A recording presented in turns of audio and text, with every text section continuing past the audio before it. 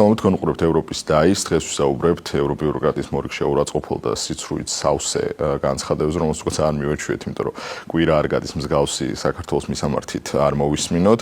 ამ კონკრეტულ შემთხვევაში აქცენტი გაკეთდება პაվել ჰერჩინსკის ევროკავშირის ელჩი საქართველოში გაკეთებულ განცხადებაზე, რომ თუნდაც უკრაინა გაცილებით წინ არის საქართველოზე ყველა იმ კომპონენტში, რომელიც აუცილებელი არის ევროკავშირში გასაწევრიანებლად და პუნქტობრივად გავუყვებით თუ რამდენად პირიქითაა საქმე და რამდენად მავნებლური ტყუილი არის ევროკავშირის ელჩის ეს განცხადება. პირველ რიგში ალბათ იმით უნდა დავიწყოთ, რომ უკრაინამ როგორც კი ომი დაიწყო, რაც კი მოახერხა პოლიტიკურ სარგებლის მიღება იყო ის, რომ ეგრევე აკრძალა ყველა ოპოზიციური პარტია. გააუქმო ყველა ოპოზიციური მედია, მაგრამ მიუხედავად ამისა, ევროპული ბიუროკრატები გვეუბნებიან, რომ მედიის თავისუფლებითაც ჩვენზე წინ არის, პოლიტიკური გამოხატვის თავისუფლებითაც ჩვენზე წინ არის უკრაინა, კორუფციასთან ბრძოლის ინდექსში ჩვენზე წინ არის და ასე შემდეგ. გვეუბნებიან, რომ ის უფრო მზად არის ევროკავშირის წევრობისთვის ვიდრე საქართველო და ასე მოხდა, როდესაც კანდიდატის სტატუსზე მიდგა საქმე და ჩვენ დაგვიყოვნეს 1 წლით და ნაადრევად მიცეს უკრაინას და მოლდოვას.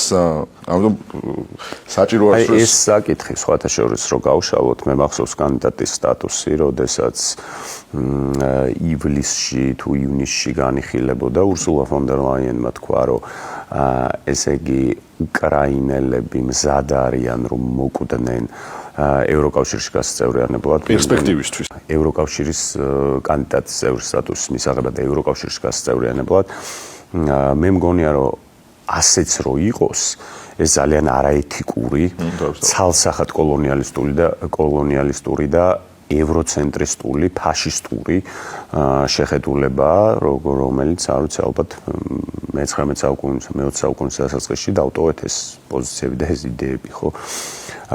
როგორც თვითონ ეძახიან განვითარებულმა სამყარო. აქ ძალიან მნიშვნელოვანია ჩვენ გლობალური შეფასების ინდიკატორებზე როდესაც ვსაუბრობთ, მან გავაკეთოთ დიფერენციაცია. უკრაინა სანამ ომში ჩაერთვებოდა, ვიღაცა სკეპტიკოსმა შეიძლება გითხრას, რომ ხა უკრაინა ომშია და აი ამ ინდიკატორების შეფასება არ იქნება სწორ. სანამ ომში ჩაერთვებოდა, მაგ პერიოდის მონაცემებითაც რო შევაფასოთ, აი ეს სამი ქვეყანა, რომელიც არის წარმოდგენილი, ხო, მოლდოვა, უკრაინა და საქართველო. ყველა იქნებოდა ეს სოფლიო ბანკის მონაცემები თუ სხვა საერთაშორისო ორგანიზაცია, რომელიც ითვლის სხვადასხვა საკითხებს, გამოხატვის თავისუფლებას, კორუფციას, კანონის უზენაესობას და ასე შემდეგ და ასე შემდეგ. ყველა პარამეტრში საქართველო იყო ბევრად წინ და ბევრად დაწინაურებული ვიდრე ეს ორი ქვეყანა და განსაკუთრებით უკრაინა. ალბათ კორუფციას, თანამედროვე კორუფციას თუ რამე გვახსენდება, ეს არის უკრაინა. პირველი, იმიტომ რომ გინდა ლათინოამერიკული კარტელები და გინდა აფრიკის სამოქალაქო ომში მყოფი აქეთა და იქეთა წევრები აქტიურად გამოიყენებენ უკრაინულ იარაღს, რომელიც ჩადის და ეგრევე იყიდება იქიდან. მარტო ეს არის საკმარისი. უკრაინის კორუფცია კიდე სახელგანთქმული იყო ალბათ პოსტსაბჭოთა ტრანზიციის შემდეგ. ეხლა ზუსტად აი ამაზე კონკრეტიკაზე რომ მივიდეთ, ხო, რაც ჰერჩინსკიმ განაცხადა და ამით მივყვეთ აი ამ ინდიკატორებით, ხო? ალბათ არ ვიცი არც ერთი ადამიანი არ არსებობს, რომ ეს შეფასება თქვათ გაიაზროს და დაეთანხმოს ამას, მაგრამ ჩვენ უფრო შეგვიძლია უკრაინის პატრიოტების გარდა. უკრაინის პატრიოტიც, ანუ ნახე, ციფრებს და რიცხვებს და ფაქტებს ვერ გაექცევ. შეიძლება შეფასებებს გაექცევ. თანამედროვე ლიბერალური დოქტრინა რა შემოგთავაზეს, რომ ფაქტებზე მნიშვნელოვანი არის აღქმა და თუ აღქმა არსებობს, რომ უკრაინა არის ჩვენზე წინ და ჩვენზე ევროპულია და ჩვენზე განვითარებულია და კორუფცია ჩვენზე მეტად აქვს აღმოფხვრილი, შესაბამისად უკრაინა რეალურად ასეთი კორუფციის ნაწილს დაეცაუბარდა, კორუფცია ამოუწუროთ ჯერ და მერე გადავიდეთ სხვა თემაზე. სულ რამდენიმე დღის წინ უახლეს ამბავზე რომ გავჩერდეთ, უდიდესი სკანდალი გაუსკდათ კორუფციული და რასაც მოყვა შემდეგ ენერგეტიკის მინისტრის და იუსტიციის ministris გათავისუფლება, იმიტომ რომ ღიად რაც არის თქმული, რომ 100 მილიონი შეჭამესო ამ ადამიანებმა, რომელიც იყო ომის დახმარების ფული. და შენ ამბობ რომ ძველი პერიოდის, ანუ ომამდე პერიოდის უკრაინაშიც არანაკლებ მიმდგომარეობა იგივე, უბრალოდ ეხა დიდი ურალურად ბევრად უფრო მძიმე არის ომის პერიოდში მყოფი ქვეყანაში არსებული კორუფცია, იმიტომ რომ ომის პერიოდში, როდესაც შენ იმისთვის იღებ ფინანსურ დახმარებას სხვადასხვა ინსტიტუციებისგან, სხვადასხვა ქვეყნებისგან, რომ შენ მოსახლეობას, რომელიც ყოველდღიურად დაბომბვის საფრთხის ქვეშა, ლიკვიდაციის საფრთხის ქვეშა, თავშესაფარში უფრო დიდ დროს ატარებს ვიდრე მიწის ზემოთ, ამ ადამიანებს როგორღაც შეუმსუბუქო შენ ყოველდღიური პირობები, მაქედან როდესაც ფულს იპარო, როდესაც შენ სამხედროს იმის რა ქვია, იარაღის ფულს პარავ და ჩაჩქანის ფულს პარავ და მაგითი იზრდება შენთან კორუფცია, ეგ განსაკუთრებულად სხვა სიმძიმის დანაშაული არის, ვიდრე ის, რომ ჩვენ მშვიდობის პერიოდში ვიღაც მაღალჩინოსანი ფულს იპარავდეს. რატო არის მაგალითად კეზერაშვილის კორუფცია განსაკუთრებით უფრო მძიმე, ვიდრე სიტყვაზე ვიღაც სხვა ნაცების პერიოდის მაღალჩინოსანი, იმიტომ ივე ქართული ჯარი გაძარცვა, სანამ მე პენსიონერების დარცვა გადადიოდა, ხო? ამიტომ უკრაინაში საუბარი იმაზე, რომ კორუფცია არის გაცილებით უკეთ დონეზე, კორუფციასთან ბრძოლის ხარისხი არის გაცილებით უკეთეს დონეზე ვიდრე საქართველოში, ნუ ეს ხო ძალიან მარტივად მისახვედრი, აღსაქმელი და ასანახი აბსურდია. თუნდაც ბოლო პერიოდის საქართველოს ჩატარებული ღონისძიებები, რომ ავიღოთ მაგალითისთვის, ჩვენთან რა ტიპის ბრძოლაც არის კორუფციის წინააღმდეგ და რამდენად ქმედით უნარიანიც არის ეს ბრძოლა, ამ მსგავსი ის კი არა, რომ უკრაინაში ხდება თუ არა, რეგიონშიც კი არ არსებობს, ამასთან ქართველი ადამიანი ყოველდღურად ხედავს ხო ამას და საკუთარ ქვეყანაში აკვირდება იმ პროცესებს თუ როგორი გამალებით მიდის კორუფციის წინააღმდეგ ბრძოლა. აი მაგალითად Transparency International საერთაშორისო ორგანიზაციის კვლევა, რომელიც ამოწმებს ამ ინდიკატორებს, ესე იგი საქართველო არის კორუფციასთან ბრძოლის მიმართულებით 53 ადგილზე სოფლიოს მასშტაბით და როგორც პრემიერმა გამოაცხადა, ეს უნდა იყოს სადღაც მოწინავე რიგებში რამოდენიმე წლის შემდეგ, ხოლო უკრაინა არის 105 ადგილზე. ასევე ძალიან მნიშვნელოვანი არის კანონის უზენაესობის თვალსაზრისით, ჩვენ ხო გვედავებიან, არ ვიცი, დასავლეთის უამ სასამართლო კლანს და რაღაცა მსგავსი შინაარსის რიტორიკა მოდიოდა ხო ჩვენთან. ჩვენ ყველამ ვიცით, რომ სასამართლო არის ქვეყნის მართვის deep state-ის მხრიდან ქვეყნის მართვის ერთ-ერთი ყველაზე კარგი ინსტრუმენტი და ზუსტად პოლონეთშიც იგივე პრობლემები არსებობდა და სასამართლო არ დათმეს პოლონელებმა. სასამართლო თუ გაქვს, შენ აბსოლუტურად ყველაფერს შეგიძლია იქ გააკეთო. აი მაგალითად World Justice-ის მიხედვით, რომელიც ასევე საერთაშორისო ორგანიზაცია და მისი კვლევის მიხედვით, საქართველოს გლობალური პოზიცია არის 59 ადგილი, ხოლო რეგიონალური პოზიცია აღმოსავლეთ ევროპა და ცენტრალური აზია არის პირველი ადგილი რეგიონში, ხოლო უკრაინა არის 92 ადგილზე და რეგიონში არის მე-9 ადგილზე. ან ხვდები რა დიამეტრალურად განსხვავებულია პოზიციები, საერთოდ გვერდიგვერდად არ არის, კონკურენტიც არ არის ჩვენი ამ მიმართულებით. ასევე არის ადამიანური განვითარების ინდექსი, რომელიც სხვადასხვა პარამეტრებით და სხვადასხვა ინსტიტუციების ჩართულობით იზომება, ანუ აქ მნიშვნელოვანია ბევრი, ასე ვთქვათ, ინტერდისციპლინარული კატეგორია, რითიც ადამიანური განვითარების ინდექსი იზომება. ან ზოგადად ქვეყნის მთლიანი კონტექსტი. ეს განსხვავდება, ვთქვათ, ბედნიერების ინდექსთან და ასე შემდეგ. საქართველოს პოსტსაბჭოთა ქვეყნებში გამოკლებით ბალტიისპირეთის ქვეყნების არის პირველ ადგილზე და ზოგადად გლობალურ რეიტინგში საქართველოს არის 57 ადგილზე, ხოლო უკრაინა არის 87 ადგილზე. შენ ხვდები, რამდენი ერთეული თუ არ განსხვავებული და რამდენი ერთეული თუ არ დაწინაურებული ამ მიმართულებით. დასაწყისში აღვნიშნეთ, რომ არ არსებობს კომპონენტი, სადაც ჩვენ გაცილებით უკეთეს შედეგი არ გქონდეს უკრაინაზე. მოლდოვაზე უკვე საერთოდ აღარც ღირს საუბარი, იმიტომ რომ მოლდოვასთან კიდე განსაკუთრებით დიდი უფსკრული არის ამ მიმართულებით. პრესის თავისუფლების ინდექსი რო ავიღოთ, თუნდაც დასაწყისში აღვნიშნეთ, რომ უკრაინაში გააუქმეს ოპოზიციური განწყობის თუ რაიმე ტიპის მედია არსებობდა. პრესის თავისუფლების ინდექსი ის კი არა, უკრაინას უსწრებს, გვინეა ბისაუც კი. მაშინ, როდესაც ჩვენ მაგას ხშირად გვედავებიან, რომ საქართველოში თავისუფალ მედიაზე და თავისუფალ მედია ტოლი არის ნაციონალური მოძრაობის პროპაგანდის, თავისუფალ მედია თურმე არის ძალიან მძიმე დღეში. საქართველოში არსებობს უკვე 2 მოქმედი სატელევიზიო ოპოზიციური არხი, რომელიც თავიდან ბოლომდე fake news-ზე და თავიდან ბოლომდე დეზინფორმაციაზე არის აგებული და მხოლოდ ოპოზიციის პროპაგანდა ისმის ამ ტელევიზიებიდან და არის რამდენიმე ათეული გამოცემა, ინტერნეტ პორტალი იქნება თუ ასე შემდეგ, რომელიც აგრეთვე ზუსტად იგივე ტრენჩიზის და ზუსტად იგივე ნარატივებს ავრცელებს, როგორც ეს ორი მთავარი ოპოზიციური არხი. ჩვენთან აგრეთვე უმარტივესი არის ტელევიზიის გახსნა და მაგმხრივ რო საერთოდ არანაირი შეზღუდვა არ არსებობს, ეგ შეიძლება ცალკე განსახილველი თემა იყოს და ვილაპარაკოთ, რომ ეს არ არის რეალურად კარგი, მაგრამ ის რომ ჩვენთან პრესის თავისუფლება არსებობს, ანუ აი ძალიან სასაცილოა ხოლმე მაგალითად რუსთაველინა რო ჩაერთვებიან ტიპები და წინ უდგათ TV პირველი, წინ უდგათ რაღაც მთავარი, წინ უდგათ ფორმულა, წინ უდგათ პუბლიკა და ასე შემდეგ და იმათ ეუბნებიან რომ აი ეს არის ეხლა ჩვენ დიქტატურას ვებრძვით და ამ დროს 4 ოპოზიციური მე მინიმუმად ჩამოთვალე და კიდე რამდენია მედია რომ ამას აშუქებს. უკრაინაში მსგავსი არ ხდება და ვერ ხდება. იმიტომ რომ იქ სრულად არის მონოპოლიზირებული მედია სფერო და სრულად აქვს პროსახელისუფლებო განწყობების ნარატივებს ეს შთანთქმული.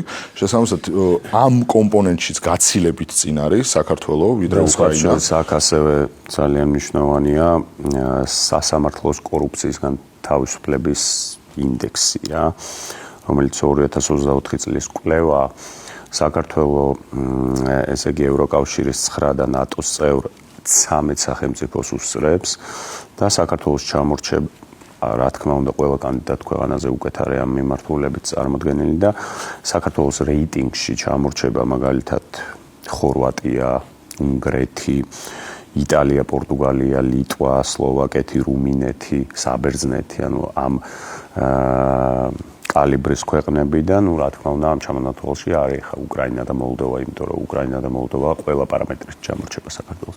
ანალოგიური შეგვიძლია გადავიტანოთ ასე ვთქვათ პრესის თავისუფლების ინდექსზე, რომელიც ბოლო კვლევა 2023 წლის კვლევა, რომელიც 2023 წლის კვლევა, რა თქმა უნდა რომ აქაც არ არსებობს მონაკვეთი და არ არსებობს პარამეტრი, სადაც ჩვენ უკრაინაზე უკეთ არ გამოვიყურებით. რაც შეეხება ადამიანის უფლებებს უკრაინიდან ომის კადრებთან ერთად არანაკლებ შემაშფოთებელი არის მაგალითად რომელსაც აგრეთვე ყოველდღიურად მინიმუმ X-ზე მაინც შეხვდებით, იმიტომ რომ სხვა მეინსტრიმულ მედიებში თუ სოციალებში აკრძალული არის მსგავსი ვიდეოების გავრცელება, სადაც ჩვენ ვუყურებთ შუა ქუჩებში დღისით მობილიზაციის, იძულებითი მობილიზაციის წესით, რა ტიპის სისასტიკით ხდება ეს ყველაფერი, რა ტიპის ყოველგვარი თავისუფლების და გამოხატვის უფლების ხელყოფით ხდება ეს ყველაფერი.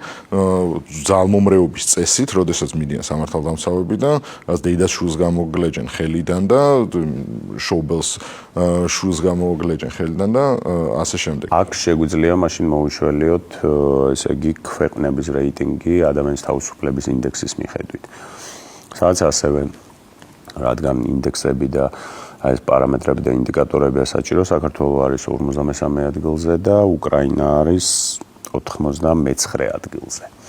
ანუ არ შეიძლება რამე სფეროზე ილაპარაკო და არ დაგხვდეს მხარ პარამეტრი ან კვლევა ან საერთაშორისო დოკუმენტი, რომელიც ამბობს, რომ უკრაინა არის უფრო წინ ვიდრე საქართველო. იქიდან გამომდინარე, რასაც ვხედავთ ჩვენ ამ ყოველდღიურად რაც ხდება ქუჩებში, ამას ემატება ძალიან აბსურდული ფაქტი, რომ ერთადერთი საპროტესტო აქცია, რომელიც მთელი ამ 3 წლის მანძილზე უკრაინაში გაიმართა, გახსოვს რას ეხებოდა, როდესაც ზელენსკიმ გადაწყვიტა, რომ ანტიკორუფციული ბიურო დაეხურა და იქ რასაკურველია ჩაერთო deep state ავტომატურად, რომ მოიცეკაც შენ ქვეყანაში შენ არ უნდა წყვეტო, ჩვენ უნდა წყვეტნეთო კორუფცია რა არის და რა არაო და ერთადერთი მსვლელობა, წარმოიდგინე რომ ქვეყანა ამდენი ხანი ომშია და ხალხს თურმე მარტო ის აწუხებდა და მარტო იმანა აღელვა და გამოიყვანა ქუჩაში, რომ ანტიკორუფციულ ბიუროს აუქმებსო ჩვენი პრეზიდენტიო. ბიჭო, როგორ შეიძლება ეს?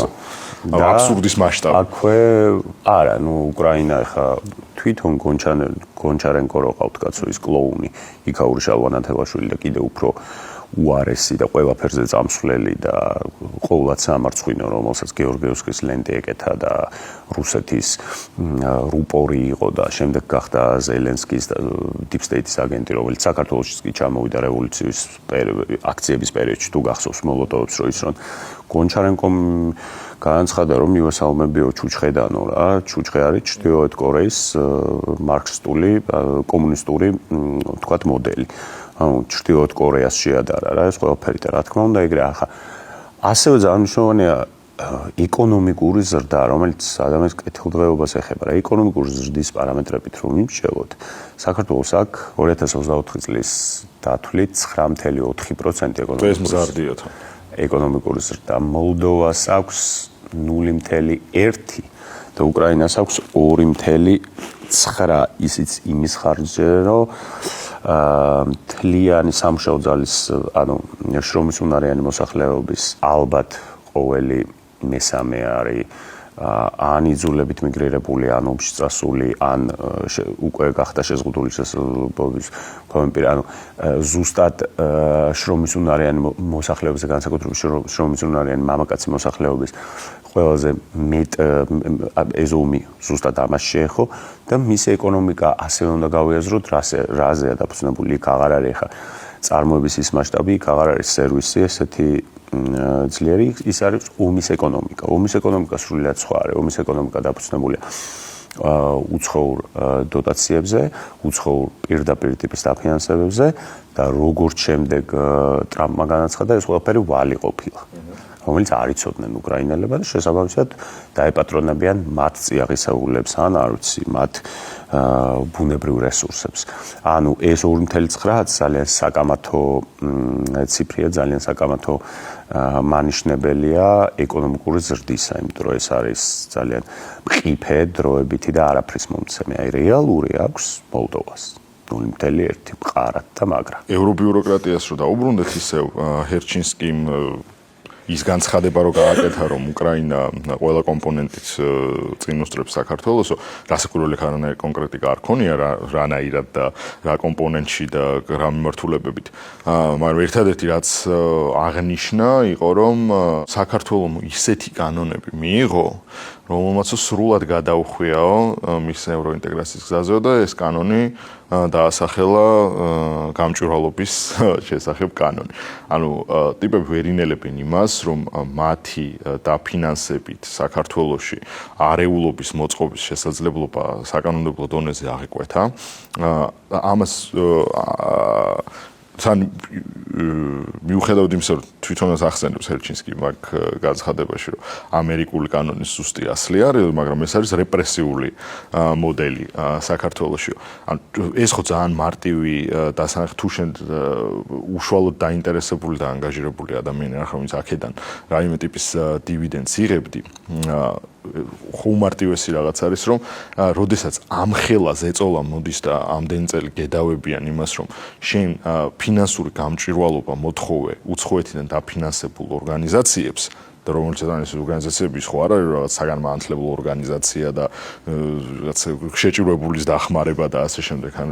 არის ის NGO-ები, რომლებიც რევოლუციურ პროცესებში იყვნენ პირდაპირ ჩართული, რომლებიც დაუმორჩილებლობას ასწავლიდნენ ახალგაზრდებს, რომლებიც იმას დროებით მთავრობას აკომპლექტებდნენ და მოლოტოვის კოქტეილების სროლას და დამზადებას ასწავლიდნენ. ამათი ფინანსური გამჭვირვალეობა, როდესაც გიხატავენ, რომ ეს არის ევროკავშირში გაწევრიანების გეზის საოცარი ცვლილება, არ საერთოდ ამდენი საუბარიც რო გვიწევს მაგაზე, რომ ანუ ესეთ აბსურდს, შეურაცხყოფელ აბსურდს გვედავებიან, ეგ კიდე ცალკე პრობლემური საკითხია. და ეს ყველაფერი ხო ხდება მარტო იმიტომ, რომ უკრაინისგან განსხვავებით საქართველოს არ გახდა პოლიგონი, საქართველოს არ ჩაერთო საომარ მოქმედებებში და ეგეც არასწორი დასახეთ ახსიათება საომარ მოქმედებებში არის საქართველოს განადგურება, საკუთარ განადგურებაზე თქვა უარი და მხოლოდ ეს არის მთავარი წინაპირობა იმისა, რომ ჩვენ ასეთი გამალებით გვეუბნებიან რომ რაღაც ტიპის ევროინტეგრაციის ნიშნულს გადაუხვიეთ, მიუხედავად იმისა, რომ აგერ ჩამოთვალეთ აბსოლუტურად ყველა საერთაშორისო კალკულაციის შემდგენელი ორგანიზაციის ოფიციალური რეიტინგები, სადაც გაცილებით წინ ვართ ვიდრე უკრაინა, მოლდოვაზე რომ აღარაფერი ვთქვათ, რომც არ არსებობდეს მსგავსი დათვლის სისტემები, ქართველი მოსახლეობა დადის ქუჩაში თვითონ ხდება თავის ყოველდღიურობაში რა არის საქართველოში წელში გამართული და რა სჭირდება უფრო მეტად წელში გამართვა და ის რომ საქართველოში არ არსებობს არანაირი პრესის შეზღუდვა თავისუფლების და გამოხატვის შეზღუდვა, რომ საქართველოში კორუფციასთან ძალიან გამალებული ბრძოლა მიმდინარეობს, რომ საქართველოში რეალური ეკონომიკური ზრდა არის, ანუ ეს თითოეული ჩვენი საქართველოს მაცხოვრებლებისთვის ძალიან ცალსახა არის და ამას არ ჭირდება რაღაც დამატებითი გარე ინდიკატორით დაფიქსირება, მაგრამ ესეც კი გვაქვს. და ჩვენი ერთადერთი პრობლემა მათ თვალში არის ის, რომ ჩვენ აღარ ვართ ის მორჩილი სახელმწიფო სააკაშვილმა და ნაციონალურმა რეჟიმმა აქცია 9 წლის მანძილზე, ის რომ ჩვენ აღარ მორჩილებთ იმას, რომ წადი ახლა შენ და იომე და ფრონტი გახსენი და ამაში გვჭირდება რომ დახმარება გაგვიწიო და ბოლოს მიდის იქამდე ყველაფერი, რომ ტიპები გიყალბებენ რეალობას და გეუბნებიან, რომ აი კი დაჟე ჩვენივე ინსტიტუციების დათვლით შენ კი ხარ წინა პლანზე უკრაინის შედარებით, მაგრამ ფაქტები არ ემთხვევა თეორიას, მით უარესი ფაქტების. ზუსტად ეგ დოქტრინაც შემოგვიყვანს. რა თქმა უნდა, Deep State-მა და Deep State-ის ევროპულმა რედაქციამ და ბიურომ გაიაზრა, რომ ჩვენ ამ პოსტკოლონიალურ სინდრომს გადავაბიჯეთ, აღარ ვართ, როგორც შენ აღნიშნე, ის მორჩილი სახელმწიფო, რომლისთვისაც სალოცავი და საკრალური სივრცე იყო ევროატლანტიკური სტრუქტურები, სადაც იქ თეთრი კოლონიზატორი იტყვის, რომ ესეა და წკაპა ეს უნდა გაკეთდეს ჩვენთან ყველაფერი. ჩვენ გავხდით არათუ გავხდით ქართული ოცნება გამყარდა, გაძლიერდა იმ მიმართულებით, რომ მოიშორა შიდა Deep State-ის აგენტურა, შიდა და გარეში იგულისხმება როგორც თავის რიგებში, ისე ოპოზიციურ ფლანგზე, მოაშორა ქვეყანას ეს სიმსივნე და ამას დამატებული უფრო მეტად შეუდგა ხალხის რეპრეზენტაციას, ხალხის პრობლემებზე, რაც რეალურად ქართველს შიგნით აწუხებს, იმაზე საუბარს და იმის მოგვარებას. ეგ არის რა განსხვავება ფუნდამენტური. ანუ შეხედე შენ ძალიან მნიშვნელოვანი რა არის შიგნით რაც გაწუხებს, იმაზე უნდა ილაპარაკო. ჩვენ ამ წლების განმავლობაში უყურებდით შავზე თეთრის მტკიცების როგორღა უნდა ევროკავშირმა სხვა შორის, რა თქმა უნდა, ჩვენც დავეხმარეთ და გინდა მედია საშუალებებით, გინდა იმ ბრძენი ხალხით, რომელმაც ეს ყველაფერი აღიქვა, რომ რას გვიმზადებდნენ, რაში უნდათ ჩვენი ჩათრევა და რანაირად უნდათ საქართველოს განადგურება. ეგ ერთი, მაგრამ ევროკავშირმა როგორც თავის თავს დაუშავა საქართველოში, ისე ჩვენ ვერ დაუშავებდით. რო დაწერი საპარლამენტო რეზოლუციას, რომ ბიძინავანშვილი ოლიგარქია და ცუდია და მიშა სააკაშვილი პოლიტპატიმარია და კეზერაშვილი კიდე მედია პერსონაა და დევნილი მედია პერსონაო და ესეთი მაგარი ადამიანია. არც აღარ დაგიჯერებენ რა, რესპექტს დაკარგავ და ის რეიტინგი რაც ქონდა, ისიც სხვანაირად იყო რა და აი ახლა შევაფასოთ მე ერთი კარგი სოციოლოგიური კვლევაა საჭირო. აი ამ ყველაფრის შემდეგ, სადაც ევროპას საერთოდ არ ადარდებს საქართველოს საერთოდ იარსებებს, არ იარსებებს, რა ფორმით იარსებებს და უნდათ თავიანთი რაღაცა ევრობიუროკრატიაში გაგხვიონ და ფაქტობრივად ჩვენ ქვეყანაში გადაწყვეტილებებს საერთოდ ვერ ვიღებდეთ. და საზარბაზნე ხორცად გაგვამზადოს და შავზე თეთრი დაგვიმტკიცოს და აი ესე თითისქნევით მოგმართოს. აი ახლა გავაკეთოთ აბა სხვა რეიტინგები და სხვა სოციოლოგიური კვლევები, ერთი რანაირად იქნება აღქმული ევროკავშირი ხალხში და ევროპას ზოგადად. მე მგონი დღეისთვის სულ ეს იყო, შევეხეთ იმ საკითხებს, რომ მათივე პარამეტრებით, მათივე დათვლით, მათივე ორგანიზაციების კვლევებით უკრაინა არათუ ახლოს არის, არამედ საერთოდ სხვადასხვა პოლუსზე არიან საქართველო და უკრაინა. აი ამ პარამეტრებით იქნება ეს კანონის უზენაესობა, კორუფცია, მედია თავისუფლება, კორუფციის საკითხი თვითონ სასამართლოში, ადამიანის განვითარება, ეკონომიკური ზრდა და ასე შემდეგ სხვა პარამეტრები. მადლობა ყურადღებისთვის. კარგად გრძნობთ.